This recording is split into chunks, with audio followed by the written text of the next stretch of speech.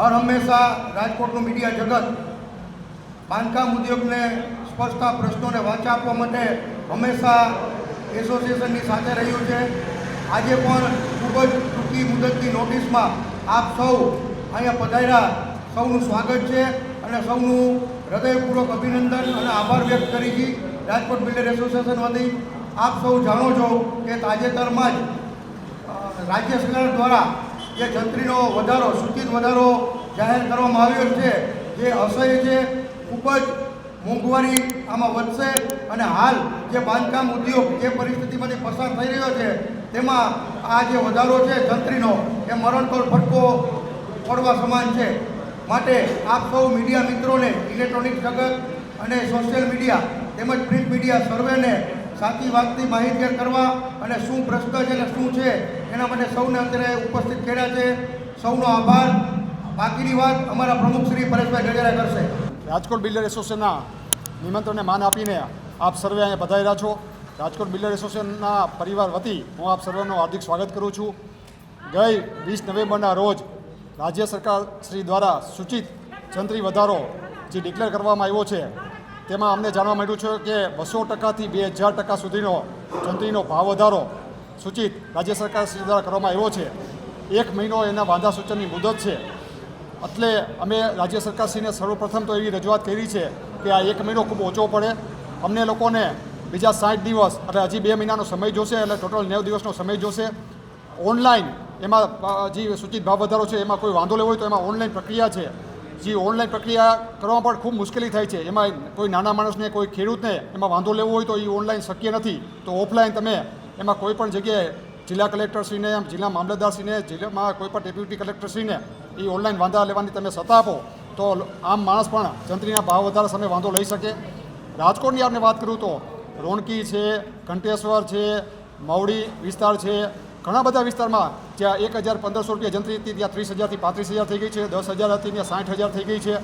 તો 200%થી સીધો 2000% સુધીનો જંત્રીનો ભાવ વધારો થયો છે. જેના હિસાબે બાંધકામને paid FSI, stamp duty, registration fee જેવા ઘણા બધા પ્રોપર્ટી ટેક્સ જેવા ઘણા બધા મુદ્દે અસર કરશે. અને અમારું એવું માનવું છે કે 20થી 30% જેવો ભાવ વધારો મકાનમાં, ઓફિસમાં એમાં આવી શકે છે. તો અમે રાજ્ય સરકારશ્રીને એ વિનંતી કરી છે અને આવનારા દિવસોમાં અમે રજૂઆત કરશું દરેક વિસ્તાર વાઇઝ કે ક્યાં શું પરિસ્થિતિ હતી ને ક્યાં શું પરિસ્થિતિ થવાની છે. તો ક્રેડાઈ ગુજરાતની આખા તમામ જિલ્લાઓમાં અમે લોકોએ નક્કી કર્યું છે કે આના માટે થઈને અમે રાજ્ય સરકારશ્રીને વાંધા સૂચન આપશું અને રાજ્ય સરકારનું ધ્યાન દોરશું. આના સિવાય આપ જાણો છો કે રાજકોટમાં જે TRP ગેમ ઝોન નો બનાવ બન્યો તે પછી બાંધકામ ઉદ્યોગને મોટો ફટકો પડ્યો છે. મ્યુનિસિપલ કોર્પોરેશન હોય કે રૂડા હોય, આ બંને જગ્યાએ જ્યાં ટાઉન પ્લાનિંગ ડિપાર્ટમેન્ટમાં નવા અધિકારીઓની નિમણૂક થઈ છે અને આ અધિકારીઓમાં ઘણા બધા અધિકારીઓ ફ્રેશ છે, ઘણા એન્જિનિયરો ફ્રેશ છે. ટીપી શું હતી એને ખબર નહોતી, ટાઉન પ્લાનિંગ બિલ્ડિંગ પ્લાન કેવી રીતના મંજૂર થાય ખબર નહોતી, GDCR શું હતી એને ખબર નહોતી. 1 મહિનો, 2 મહિના, 3 મહિના અમને એવું થયું કે બધું સ્થળે પડી જશે, નવા અધિકારી છે. પણ દિવસે ને દિવસે પરિસ્થિતિ ખરાબ થતી ગઈ. નવા પરિપત્રો દ્વારા બિલ્ડિંગ પ્લાન કેમ મંજૂર ન થાય આ ધ્યાન રાખવામાં આવે છે એવું અમને લાગી રહ્યું છે.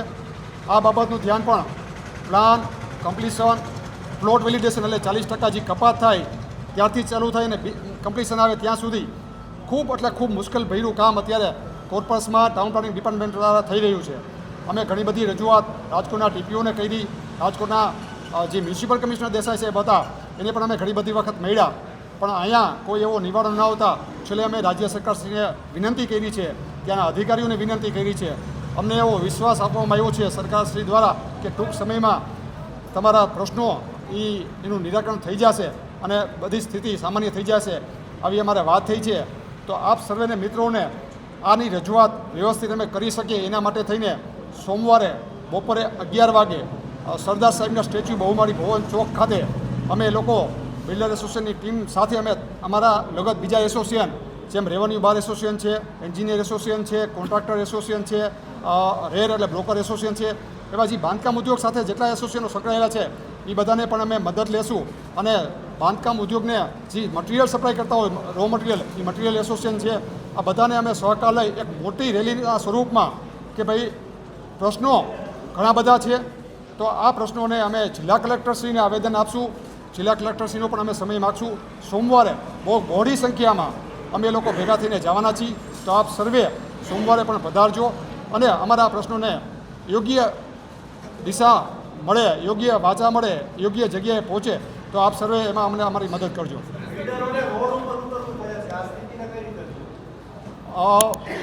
સ્થિતિ બહુ એટલે બહુ ખરાબ થઈ ગઈ છે, ત્યારે આ બિલ્ડરોને અત્યારે રોડ ઉપર ઉતરવું પડે છે. ઘણી બધી વખત મેં આપને કીધું કે કોર્પોરેશનમાં અમે લોકોએ રજૂઆત કરી છે અને એનું નિરાકરણ ન આવ્યું, અને આ હતું ત્યાં પાછો જંત્રીનો સૂચિત ભાવ વધારો આવ્યો, જે તો કોઈ હિસાબે સહન થાય એમ નથી. એટલે અમારા ખાલી એવું નથી કે 5-25 બિલ્ડરોને વાંધો છે, આ આખા રાજકોટના ઘણા બધા લોકોને વાંધો છે. બાંધકામ ઇન્ડસ્ટ્રીને સ્પર્શતા તમામ લોકોને આ ઇસ્યુ નડે છે. આ દેખાડવા માટે થઈને આ રોડ ઉપર અમે રેલી સ્વરૂપે અમારી રેલી છે એ મૌન રહી છે. મૌન રેલી સ્વરૂપે અમે કલેક્ટરશ્રીને સોમવારે આવેદનપત્ર આપશું.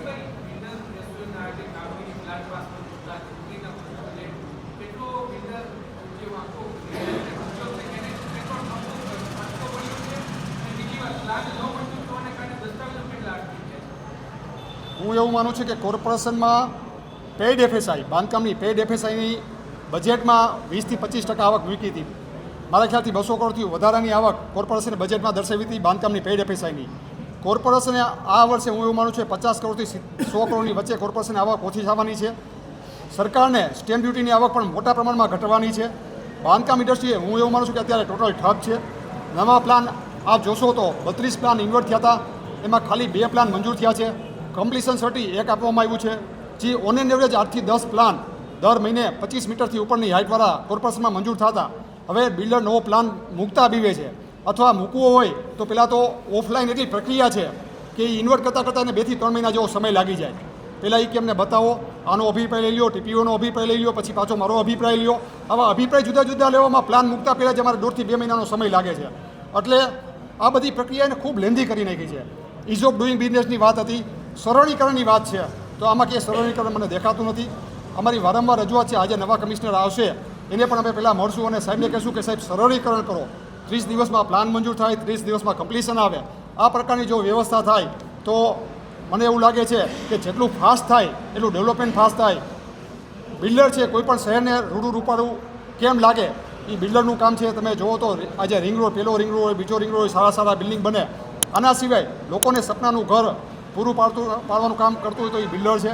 તો એના બિઝનેસને જો તકલીફ થશે, એ જો ઊભો રહી જશે, તો હું માનું છું કે રાજકોટનું ડેવલપમેન્ટ ઊભું રહી જશે.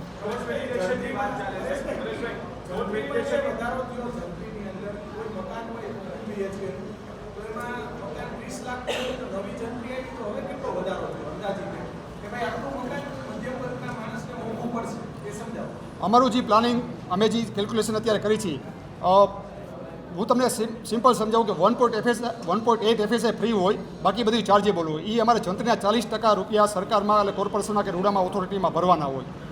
એટલે પહેલાં જંત્રી આજે 10,000 રૂપિયા હતી અને દસ્તાવેજ થતો તો એનો 10 લાખનો, અત્યારે 60,000 રૂપિયા જંત્રી થઈ, દસ્તાવેજ થયો 35-40 લાખનો. તો સ્ટેમ્પ ડ્યુટી વધી, એને પેડ એફએસઆઈના પૈસા વધ્યા. એટલે અમારું કેલ્ક્યુલેશન એવું છે કે ક્યાંક 20% ને ક્યાંક 30%, એટલે 20 થી 30% જેવું મકાન ઘર ઓલ ઓવર મોંઘું થશે. 30 લાખનું બજેટનું ઘર હોય તો એ 34 લાખથી 36 લાખની વચ્ચે, એટલે 4 થી 5 લાખમાં ઘર લોકોને પોતાનું ઘર, સપનાનું ઘર મોંઘું થશે એવું અમને લાગી રહ્યું છે.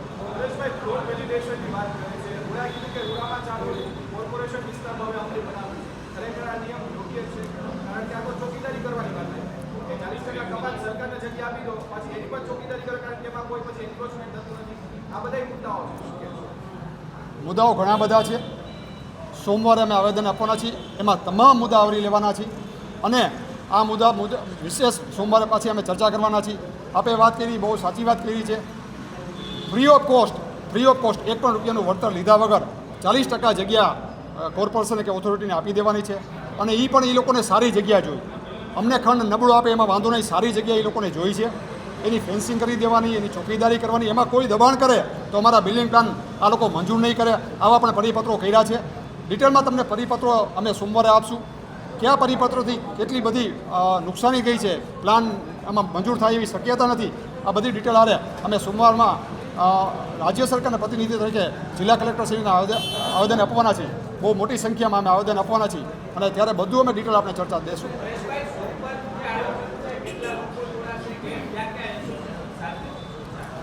સોમવારે અમે આપને વાત કરી એમ કે રાજકોટ રેવન્યુ બાર એસોસિએશનને અમે આમંત્રણ આપશું.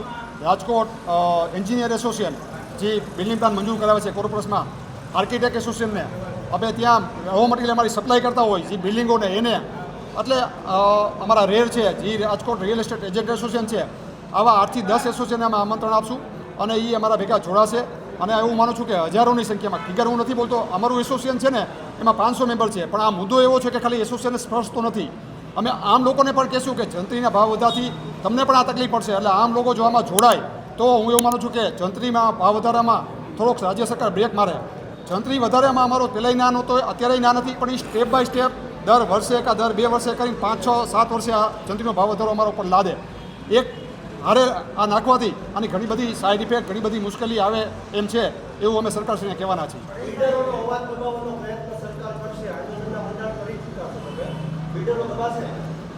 ના, હું એવું માનું છું કે અમે કોઈ સરકારની સામે આંદોલન નથી કરતા. સરકારમાં રાજકીય માણસો અમને ખૂબ સારી રીતે સાંભળે છે, માનનીય મુખ્યમંત્રીશ્રી અમને ખૂબ સારી રીતે સાંભળે છે, પણ આ લોકોનો અવાજ છે, આ અમે પ્રસ્થાપિત કરવા માટે થઈને એક રેલીના સ્વરૂપમાં અમે સોમવારે જવાનું છે કે ભાઈ સાજા લોકો, ખાલી બિલ્ડરો નહીં, 5-5 બિલ્ડરો નહીં, પણ જંત્રીના આ જે સૂચિત જંત્રી વધારો લાગુ થાય તો સાજા લોકોને અસર થાય છે, એના પાત્ર આપી અમે જિલ્લા કલેક્ટરને આવેદન દેવાના છીએ.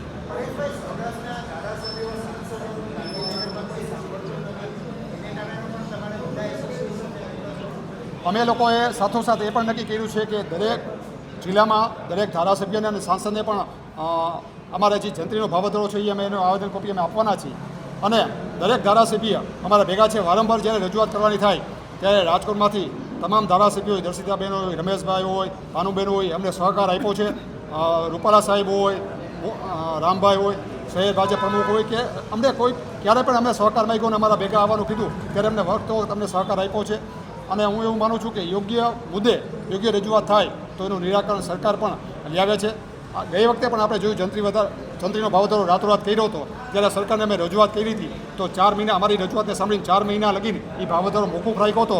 અને એમાં પડતી મુશ્કેલી તો 40% FSIના પેડના હતા એ 30% કરી દીધા હતા, એટલે ઘણી બધી એમાં બાંધછોડ કરી હતી. અને આ વખતે પણ અમને વિશ્વાસ છે માનનીય મુખ્યમંત્રી શ્રી ભૂપેન્દ્રભાઈ અમારી રજૂઆતને, લાગણીને, માગણીને માન આપીને એમાં પણ ઘણી રાહત આપશે.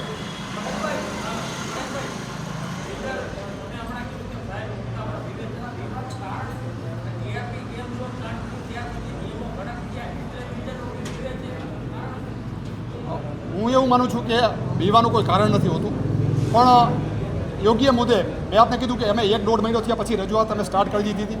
અને એ રજૂઆતમાં બેઠા અમે વારંવાર એને મળતા હતા અધિકારીને, પણ અધિકારી અમને જુદું સમજાવે. હું રાજકોટની વાત કરું છું અને પછી પાછળથી જુદા પરિપત્રો કરે. આ બધું અમારા રહીને અમારા ધ્યાનમાં આવ્યું. એટલે અમે રજૂઆત કરવામાં એસોસિએશનના મેમ્બરના હિતમાં કોઈ દી અમે બીતા નથી, કારણ કે અમારી રજૂઆત કોઈ ખોટી હોતી નથી. તો સાચી રજૂઆત કરવામાં કોઈ બીવાનો સવાલ નથી હોતો. આપ સર્વેનો પાછો ફરીને આભાર. સોમવારે આપને વિધિવત આમંત્રણ અમે પાછું આપી દઈશું, પણ સોમવારે આપ સર્વે ખાસ પધારો અને રાજકોટ માટે થઈને, નહીં કે એસોસિએશન માટે કે નહીં પરેશ ગજેરા કે નહીં 5-5 બિલ્ડર માટે, રાજકોટ માટે થઈને જો આ પ્રશ્ન આપણો હલ થાય અને બધું સ્મૂથ લાઈન થાય તો ઘણું બધું. આ હું તમને કહી દઉં કે 200 ઇન્ડસ્ટ્રી બિલ્ડર લોબી ઉપર નભે છે. બિલ્ડર એટલે કે એક બિલ્ડિંગ બનતું હોય તો એમાં 200 ઇન્ડસ્ટ્રી હોય સાહેબ, અને ઘણા બધા લોકોની રોજગારી છે, લાદીવાળો છે, પ્લમ્બર છે, ફલાણું ઢીકણું, ઘણા બધા લોકો તકલીફમાં છે. જો તમે આપણે બધા ભેગા થઈને રાજકોટનો પ્રશ્ન હલ કરશું, આ બધા પ્રશ્નો, તો ઘણા લોકોને શાંતિ થશે એવું મને લાગે છે. મિત્રો, આ એક માત્ર અમારા વ્યવસાયનો પ્રશ્ન નથી. આપના માધ્યમથી અમે એટલું જણાવવા માગીએ છીએ કે આપ એવી વાચા આપો કે આ રાજકોટનું વિકાસ જે છેલ્લા 10 વર્ષથી હરણફાળ ગતિએ જઈ રહ્યો છે એમાં માત્ર બિલ્ડર નહીં પણ આ તમામ નાગરિકોનો હિસ્સો છે, તમામ લોકોનો એમાં સહયોગ છે. જે વિકાસ થઈ રહ્યો છે એમાં નો ડાઉટ ટીઆરપી જેવી ઘટના ન જ બનવી જોઈએ, દુઃખદ ઘટના બની છે. અને ચોક્કસપણે ક્યાંય ગેરકાયદેસર થતું હોય તો એના માટે સરકાર પગલાં લે એ જરૂરી છે, અને એના માટે જે કંઈ પણ સજા કડક કરે એનો વાંધો નથી. પરંતુ કાંઈ નિર્ણય શક્તિ એવા અધિકારીઓ આવે કે નિર્ણય શક્તિ લઈ અને આગામી કાર્ય કરે, કેમ કે જે સ્મૂથલી નોર્મલ પ્લાન મૂકેલા છે, પ્લાન કમ્પ્લીશન મૂકેલા છે, એમાં પણ ડિલે ન કરે અને એમાં પણ નિર્ણય શક્તિ લઈ અધિકારીઓ અને આ કાર્ય ઝડપથી આગળ વધારે એવી વાચા આપે.